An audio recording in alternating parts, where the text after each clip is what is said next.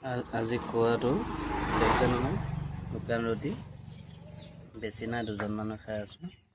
এপিচ, 2 piece, 3 piece, 4 piece, 5 piece, 6 piece আছিলে।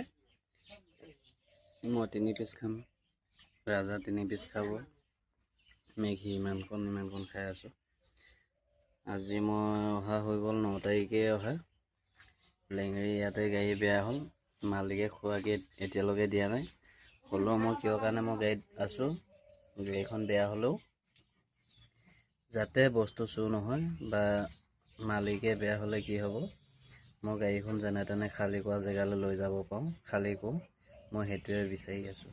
কিন্তু খালী কৰাৰ পিছত মালিকৰ লগত কি হয় বা মই চলাওঁ নচলাওঁ সেইটো, কিন্তু এইখন গাড়ী নচলালে মই বেলেগ গাড়ী ধেৰ পাম বা মালিকেও ধেৰ ড্ৰাইভাৰ পাব, হ'লেও বদনামটো আহিব নালাগে।